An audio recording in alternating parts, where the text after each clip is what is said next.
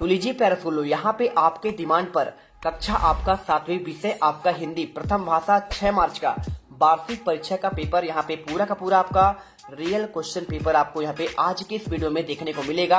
आज आज अभी अभी हाँ।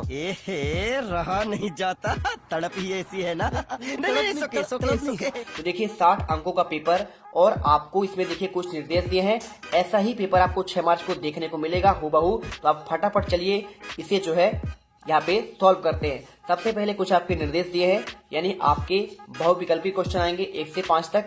सही विकल्प का चयन करना है, 1 अंक आपको मिलेंगे। पहला क्वेश्चन आप जो आपको इसमें दिया गया है, ठीक है, थोड़ा सा आपको जो है यहाँ पे मैं जूम आउट कर देता हूँ, ठीक है। बेशुमार शब्द में उपसर्ग है आर, बे, मार या फिर देखिए बेस। तो देखिए आपको उपसर्ग कहाँ लगता है, शब्द के आपके प्रारंभ में, यानी आपको इसमें जो है बे आंसर करेक्ट हो जाएगा। सेकंड देखिए, कर्मावती कहाँ की रानी थी, झांसी की, मेवाड़ की, इंदौर की या फिर आपका ग्वालियर की। आंसर की अगर मैं बात करूं तो देखिए आपको इसमें जो है ना, देखिए तो आपको इसमें जो है यहाँ पे आपको 4 ऑप्शन दिए हैं, झांसी, मेवाड़, इंदौर और आपका ग्वालियर। तो आपको देखिए राइट आंसर आपका जो है कर्मावती कहाँ थी, मेवाड़ की रानी थी। इसके बाद देखिए कल सरिता समझ में, देखिए यहाँ पे बोला है ना, यहाँ पे गई थी, देखिए तो यहाँ पे आत्मसम्मान, सम्मान, अभिनंदन या फिर देखिए आपका अभिवादन। तो आपको इसमें बताना है यहाँ पे क्या हो जाएगा आंसर। तो आपका इसमें हो जाएगा देखिए यहाँ पे अभिनंदन हो जाएगा, ठीक है। आंसर आपको अभिनंदन करना है। अग्रोहा नगरी में बसने पर परिवार को क्या देना पड़ता था, धन, संपत्ति या फिर देखिए आपको इसमें पत्थर या फिर 1 ईंट और आपका 1 रुपया। तो आपको इसमें देखिए जब आपका अग्रोहा नगरी था वहां बसने वाले परिवार को क्या देना पड़ रहा था, तो आपको आंसर इसमें जो है 1 ईंट और आपका 1 रुपया हो जाएगा। झीलों की नगरी कौन सा शहर है, क्या जबलपुर है, भोपाल है, सागर है या फिर देखिए आपका इंदौर है। तो आपका राइट आंसर देखिए आपको इसमें झीलों की नगरी आपका जो हो जाएगा ये आपका हो जाएगा भोपाल, ठीक है। चलिए इसके बाद चलते हैं आपके रिक्स्थान वाले क्वेश्चन पर। तो रिक्स्थान वाले क्वेश्चन में क्या पूछा गया है, देखिए इसमें आपको देखिए कोष्टक में दिया है आरोप, परिवार, ईर्ष्या, पन्ना और आपका साची। इनके लिए भी आपको 1 अंक मिलेंगे। अगर आप चैनल पर पहली बार विजिट कर रहे हैं तो दिल से फटाफट हमारे चैनल को सब्सक्राइब कर लीजिए। और आपको अगर टेलीग्राम ज्वाइन करना है तो इस वीडियो के कमेंट बॉक्स में उसका आपका लिंक दिया है, जाकर जल्दी से ज्वाइन कर लेना है। ये पूरा क्वेश्चन पेपर आपको मैं विद आपका सोल्यूशन लास्ट में प्रोवाइड करा दूंगा, ठीक है। चैनल को सब्सक्राइब करो पहले, हाँ जल्दी करो। मुझे पता है कि आप लोग नहीं करते, वीडियो देखते हो लेकिन सब्सक्राइब नहीं करते। ये लाल कलर का बटन नहीं से दबाओ, जल्दी दबाओ, जल्दी दबाओ, फिर मैं शुरू करूँ। दबा दो, जल्दी दबा दिया, घंटी में दबा देना, ठीक। चलिए इसके बाद देखिए आपको जो इसमें क्या लिखा है, हीरे की खदान के लिए टेस्ट टेस्ट प्रसिद्ध है, क्या है, देखिए आरोप, परिवार, ऋषि, पन्ना। तो आप जानते हैं पन्ना प्रसिद्ध है, तो आपको आंसर इसमें जो है पन्ना कर देना है, ठीक है। ये रहा देखिए पन्ना। इसके बाद दीपू से सभी डैश डैश करते थे, तो क्या करते थे, आपका ईर्षा करते थे। तो आपको इसमें जो है ईर्ष्या करना है। प्राचीन स्तूपों के लिए डैश डैश विख्यात है, तो देखिए क्या आपका यहाँ पे स्तूपों के लिए सांची विख्यात है, ठीक है। आप आंसर इसमें सांची करेंगे। इसके बाद देखिए इल्जाम शब्द का यहाँ पे अर्थ क्या होता है, तो आपका इसमें आरोप होता है, आंसर हो जाएगा आरोप। इसके बाद चलिए चलते हैं आपके यहाँ पे नेक्स्ट आपके क्वेश्चन पर। यहाँ पे पूछा गया क्वेश्चन में खानदान शब्द का मानक हिंदी क्या है। तो देखिए आप इसमें देखेंगे तो खानदान शब्द का आपका यहाँ पे हो जाएगा परिवार, ठीक है। आंसर आपका एक ही ऑप्शन बचा हुआ है, तो आपको इसमें लिख देना है परिवार। इसके बाद चलिए दिखाते हैं आपको यहाँ पे क्या दिया है। अति लघुत्तरीय क्वेश्चन दिया है 11 से लेकर आपका 16 तक। निर्देश में प्रश्नों के उत्तर 1 या 2 वाक्य में लिखना है। प्रत्येक प्रश्न के लिए आपको 2 अंक आपको दिए जाएंगे। वीर रस का परिभाषा उदाहरण सहित आपको बताना है। अगर मैं इसके आंसर की बात करूं, देखिए अगर मैं इसके आंसर की बात करूं तो आपको उत्तर में लिखना है, जब किसी रचना या वाक्य आदि से वीरता जैसे स्थायी भाव की अनुभूति होती है उसे वीर रस कहा जाता है, ठीक है। इसके बाद देखिए क्वेश्चन बार विलोम शब्द किसे कहते हैं। उत्तर में आपको लिखना है, किसी शब्द का विलोम शब्द उस अर्थ का उल्टा या फिर विपरीत अर्थ वाला होता है। भिन्न अर्थ वाले शब्दों को विपरीत शब्द अथवा विलोम शब्द कहा जाता है। ये आपको उत्तर जो है लिख देना है इसमें, ठीक है। और देखिए अगर आपसे कोई पूछे वीर रस की परिभाषा, तो आपको लिख देना है देखिए बुंदेलो हर बोलो हमने सुनी कहानी थी, खूब लड़ी मर्दानी है तो झांसी वाली रानी थी। आप इसमें जो है लिख सकते हैं, ठीक है। इसी के साथ देखिए आपको इसमें यहाँ पे यशोदा कृष्ण का किस तरह श्रृंगार कर रही थी आपको बताना है। तो आपको इसमें देखिए उत्तर मिलना है, यशोदा मैया भगवान कृष्ण का सौंदर्य निखारने के लिए उन्हें कमरबंद पहनाया करती थी। हालांकि प्राचीन काल से ही बालक को कमरबंद पहनाने की प्रथा आपका चली आ रही है, ठीक है। इसके बाद देखिए नाक के लिए दी गई 2 उपमाएं आपको लिखनी है। और या फिर जीवन की बढ़ाव को देखिए यहाँ पे कैसे आपको जो है दूर किया जाता है, ठीक है। चलिए मैं आपको इनके आंसर भी प्रोवाइड करा देता हूँ। तो यहाँ पर आपको देखिए क्वेश्चन नंबर 14 का आंसर आपको जो मिल जाएगा, सारस जैसी लंबी, चिलकोजी जैसी छोटी और चोंथ जैसी आपका चपटी और पकौड़ा जैसी मोटी। आपको यहाँ पे जो है नाक के लिए दो आपका उपमाएं, इसमें तो कोई आपको दो कर लेना है। जीवन के देखिए आपको इसका आंसर देना है। तो जीवन की आपका जो इसमें बाधाएं होता है ना, इनका कैसे आपका दूर किया जाता है, देखिए आपको उत्तर मिलने। जीवन की बाधाएं स्वयं को शिक्षित एवं स्वस्थ करके किया जा सकता है। जीवन मान्यताओं का खेल नहीं है, बल्कि जीवन आपका अनमोल है। और आप स्वस्थ नहीं होंगे, शिक्षित नहीं होंगे, तो ये जीवन आपके लिए बाधा बनती रहेगी और आप हर समय तनाव और अधीर समझेंगे। मैंने इसे संक्षिप्त में बस समझाया है कि आप इसमें समझ गए होंगे। ठीक है, क्वेश्चन नंबर 16 देखिए, इसमें लिखा है, यहाँ पे नर्मदी की बात हो रही है। तो यहाँ पे पूछा गया है कि नर्मदी अपनी प्यास के कष्टों को कैसे भूल गई। तो आपको देखिए उत्तर लिखना है, नर्मदी अपनी प्यास के कष्ट को भूल गई। उसकी आंखों के सामने परेशान पिता का चेहरा और उसकी आंखों में आंसू की झड़ी लग गई। ठीक है, तो क्वेश्चन का आंसर आपको मिल गया। इसके बाद चलिए देखते हैं, आपको यहाँ पे लघुत्तरीय क्वेश्चन आते हैं। इससे आपको 70 से आपके 22 तक क्वेश्चन आपको देखने को मिलेंगे। 40 से 50 शब्दों में इसका उत्तर लिखना है, जो आपको 3 अंक में आपको मिलेंगे। ठीक है, अनुप्रास अलंकार की परिभाषा और आपको उसका उदाहरण सहित आपको पूछा गया है। देखिए, तो इसका आपको उत्तर मिल जाएगा, जहां स्वरों की समानता के बिना भी वर्णों की बार बार आवृत्ति होती है, वहां हम अनुप्रास अलंकार का प्रयोग करते हैं। अनुप्रास अलंकार के उदाहरण जैसे आपको क्या हो जाएगा, जन, रंजन, मंजन, धनुज, मनुज, रूप, सुर, भूप। देखिए, आप चाहो तो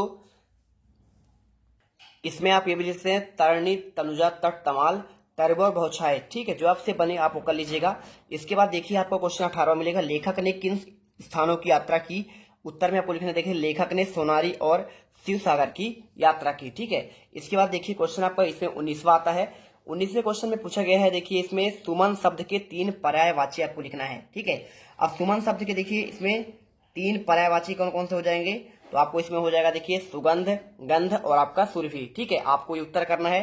क्वेश्चन देखिए 20वां, रस की परिभाषा और आपका इसका उदाहरण सहित आपको बताना है। तो कैसे लिखेंगे, देखिए आपको इसमें लिखना है, रस की परिभाषा काव्य के पढ़ने, सुनने अथवा अभिनय देख में पाठक, श्रोता और दर्शक को जो आनंद की अनुभूति हो। देखिए, कोई आपको पढ़ेगा तो उसे क्या करेगा, उसे बोलेंगे पाठक।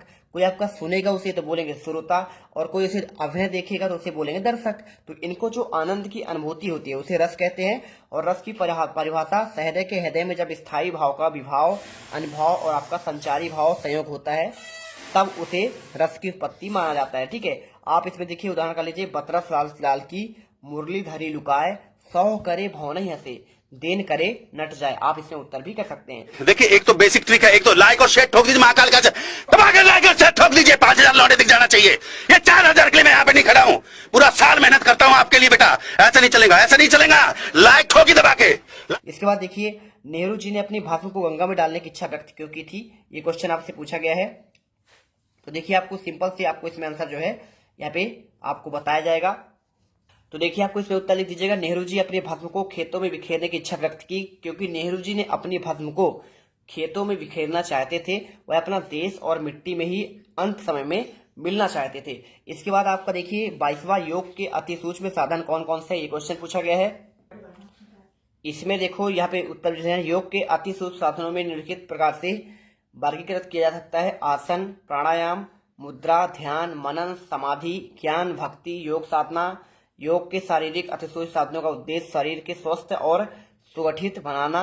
ये साधन शरीर के विभिन्न अंगों और ऊतकों को जागृत करके सक्रिय करते हैं। ठीक है, तो आपको उत्तर कर लेना है। इसके बाद देखिए, आपको दीर्घोत्तरीय क्वेश्चन 23 से आपको 26 तक करना है। 75 से आपको 120 शब्दों में लिखना है। 5 अंक आपको इसमें मिलेंगे। ठीक है, किसी एक महापुरुष के बारे में आपको 10 वाक्य लिखने हैं, जवाहरलाल नेहरू, डॉक्टर अंबेडकर या फिर महात्मा गांधी के बारे में। ठीक है, तो चलिए आपको मैं इसके आंसर भी आपको प्रोवाइड करा देता हूँ। तो यहाँ पे देखिए, आपको महात्मा गांधी के बारे में आपको मैं 5 वाक्य लिखाता हूँ। महात्मा गांधी का जन्म 2 अक्टूबर को गुजरात के पोरबंदर के एक मध्यम परिवार में हुआ था, और उनके पिता करमचंद गांधी गुजरात के पोरबंदर शहर के दीवान थे। ठीक है, इसके अलावा देखिए, आपको लिखना है, उनकी शादी मई में कस्तूरबा मखांगी कपाड़िया नामक महिला से हुई थी। सितंबर 1888 में महात्मा गांधी उच्च अध्ययन के लिए लंदन चले गए थे, यानी बैरिस्टर की पढ़ाई करने के लिए, और तभी इन्हें बैरिस्टर गांधी भी कहते हैं। गांधी जी का रंग भेदभाव के खिलाफ हमेशा यहाँ पे लड़ते रहे, यानी गोरे अंग्रेजों के लिए। ठीक है, चलिए इसके बाद देखिए क्वेश्चन 24वां, मेरी कविता का मुख्य भाव अपने शब्दों में लिखना है। 25वां, कलाम ने अपनी शिक्षा पूरी करने के लिए क्या संघर्ष किया, और अपने प्रधानाध्यापक को 3 दिवस की छुट्टी के लिए आवेदन पत्र लिखना है।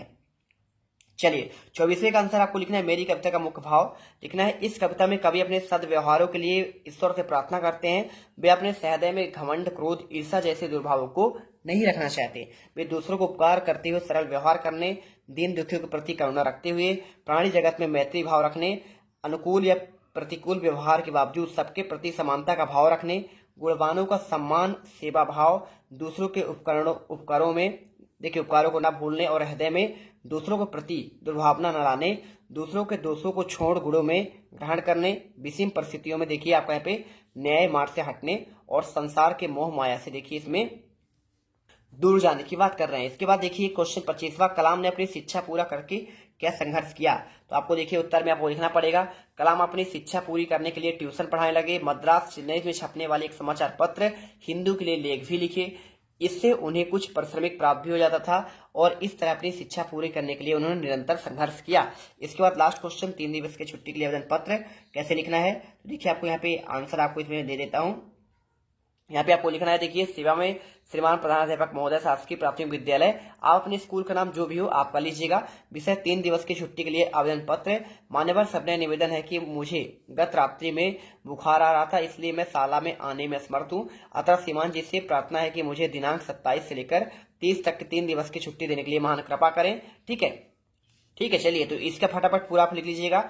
पूरा आपको आंसर ऐसा ही करना है। ठीक है, तो इस प्रकार देखिए पूरे आपके 26 के 26 क्वेश्चन के आंसर आपको प्रोवाइड करा दिए गए हैं और आई होप अब आप जो है ना पूरे 60 में से 60 नंबर आसानी से ला पाएंगे। जय हिंद, जय भारत। अब तुम लोग गलती से अगर नए हो तो सब्सक्राइब करो, वो जो लाल वाला बटन है उस पर अपने जीजा जी फेंक के मारो या फूफा जी, मुझे नहीं पता, बस क्लिक हो जाना चाहिए। अब मैं भी जा रहा हूं, मुझे मुठिया पेलने जाना है। बाय। वो है